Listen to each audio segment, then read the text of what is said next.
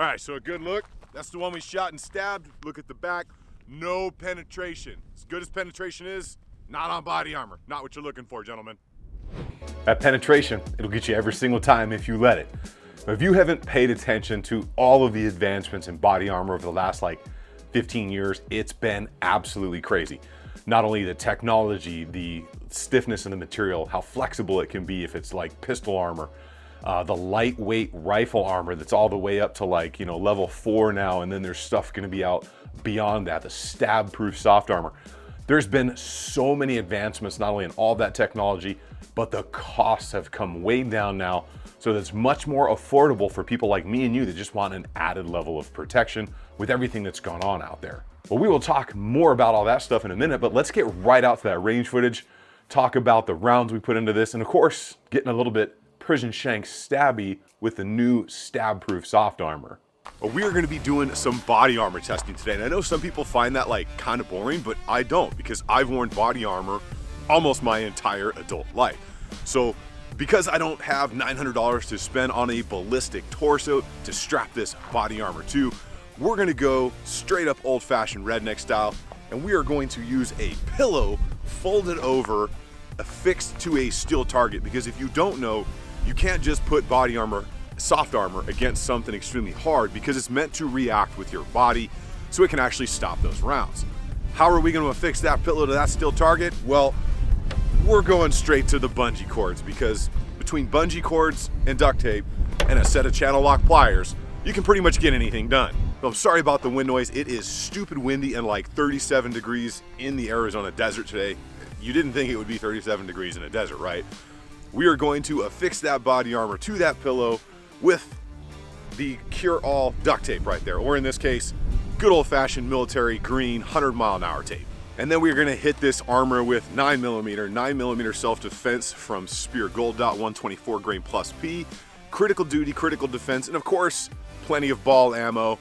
And then, of course, get slashy and stabby with the prison shank method.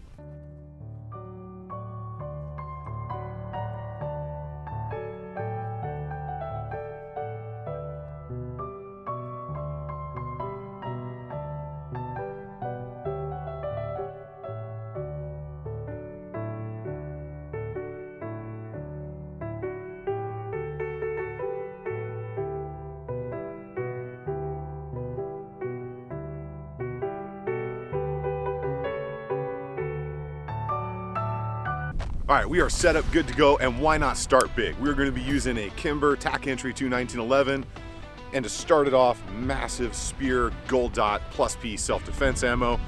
We got 3 rounds of this in here, then we're going to shoot critical duty, critical defense, and smash it up with as much ball as we can to see the kind of punishment this can take.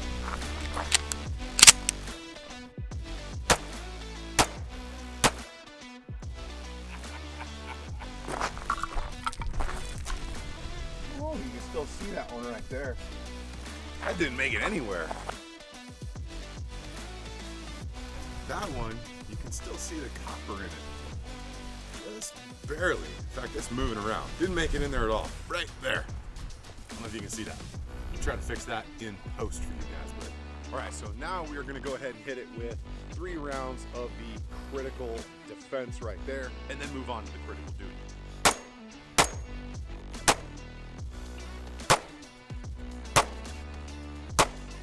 All right, so now we're gonna hit it with some Spear Gold Dot 9mm right there, if that focuses in, and then we're just gonna feed it some punishment after that.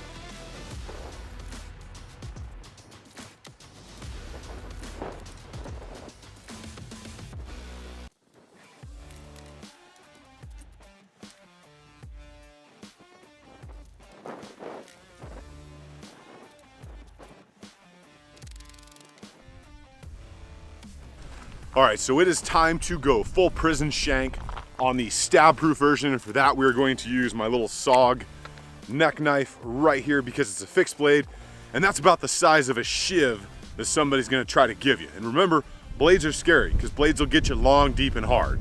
Now, the thing about a good prison shanking is you've got to get around the back of that neck, just like in jiu-jitsu. That way you can just feed it to them repeatedly and they can't get away from you, because the more holes they have in them, the easier it is to breathe.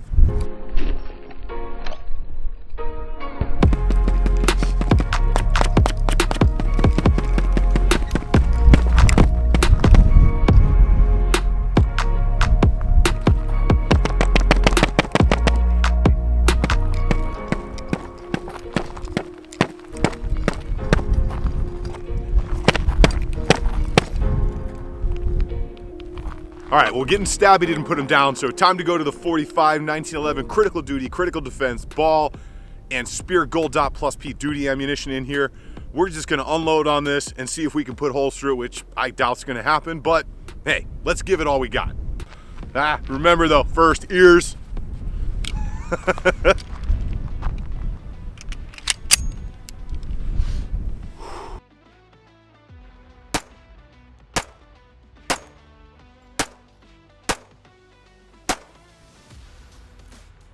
All right, I've got to like duck down to get in front of the camera. So now we're gonna hit it 9, a mixture of spear gold dot, 124 grain plus B, ball ammo, and some other hollow point stuff. I don't remember where it came from. And we're just gonna blast it until we don't have rounds left. Oh, and by the way, that is the new Apex trigger right there. I don't know if you guys can get that right there. That's the new one from Apex, coming real soon.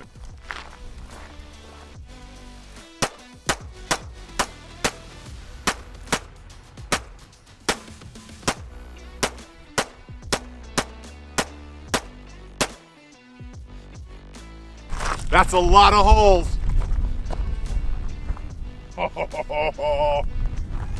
It's good. I was kind of concerned. That was a lot of holes. All right, so a good look. That's the one we shot and stabbed. Look at the back. No penetration. As good as penetration is, not on body armor. Not what you're looking for, gentlemen. All right, so those two types of body armor out there were the flex core and then the UA stab proof stuff that they have. So that stab proof stuff, I was actually really pleasantly surprised on that.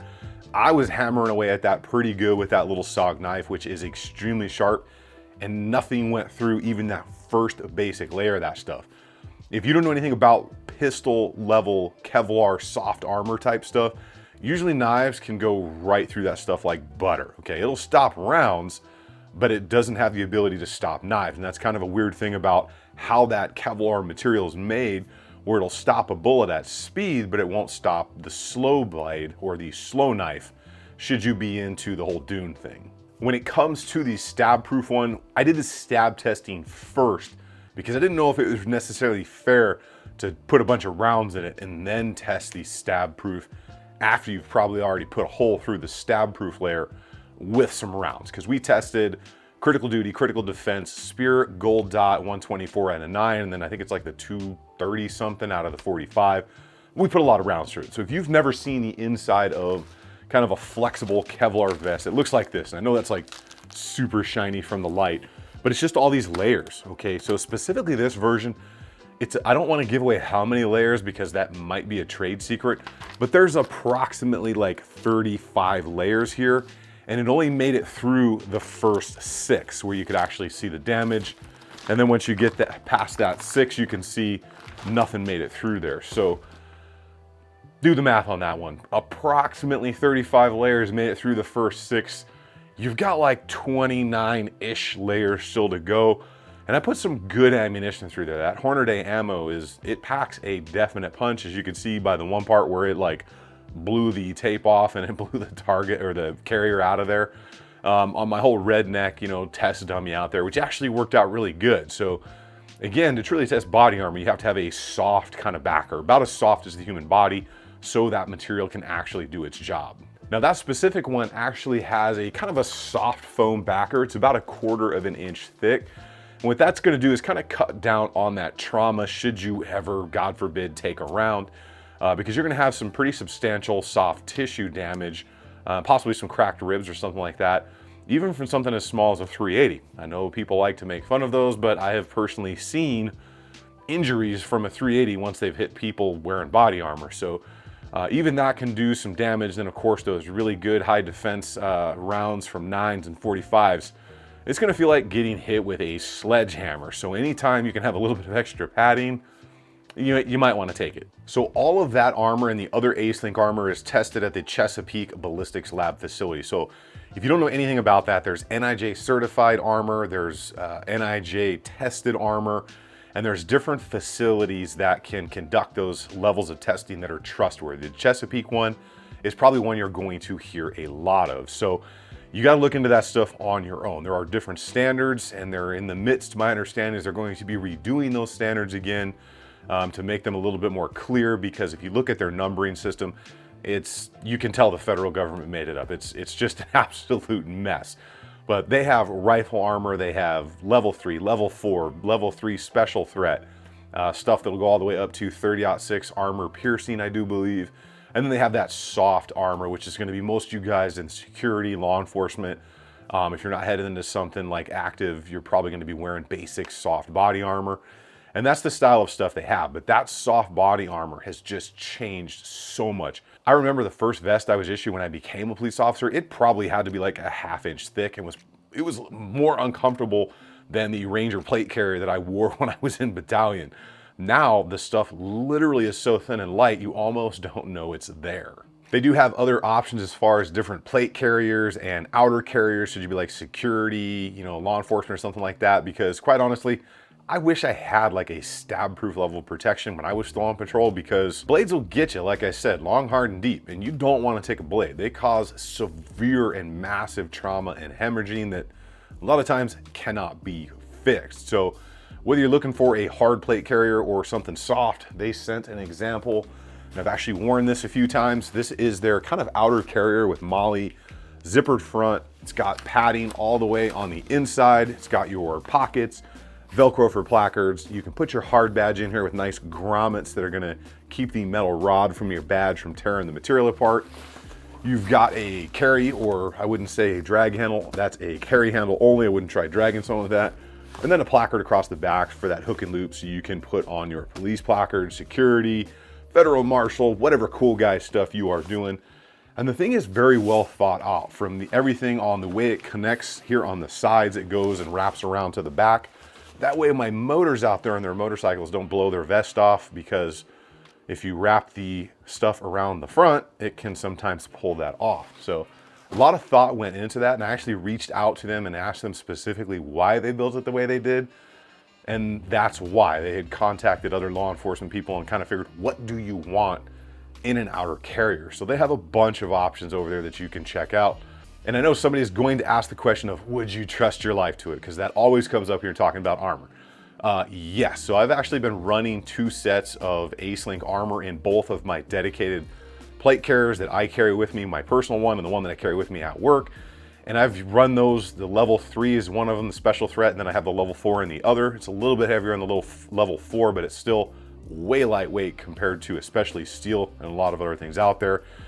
And I trust my life to those things literally every single day. Now that that is all out of the way, remember there's really 3 things that occur should you ever find yourself, God forbid, in a gunfight. If you can't get out of the way, which is optimal, leave the scenario. There's making holes, stopping holes, and God forbid, plugging holes. So if you can get away, get away. You want to win, right? You don't want to be on the bitter end or losing the end of a gunfight or a knife fight, so that's where protection comes in. And then really worst case scenario is you are plugging holes in yourself. Carry medical equipment, okay? Carry med kit when you're doing anything fun, happy, range, camping, hunting, fishing. You've all seen the stuff on Instagram, North American Rescues, Feed, all that stuff. I love Live the Creed medical kits because they're nice, small, compact. They have what you need in them. I've got multiple ones on my belts. I've got one in my truck. I've got one that goes in my gym, my range bag, my gym bag. So always carry the things that you're probably gonna need, which is like cell phone, keys, knife, 2A, medical, armor, plate carrier if you can, stuff that, especially if you're in one of those jobs, you're probably gonna need more often than most people. And for anyone who may be wondering, why would you want body armor? Well, because you can, and it's your right to own it. So enough said there. Well, that is what I have for you all today. You guys get out on the range and have some fun. Remember, if you stay ready, you ain't got to get ready, and armor's part of being ready. I will see you guys on the next one.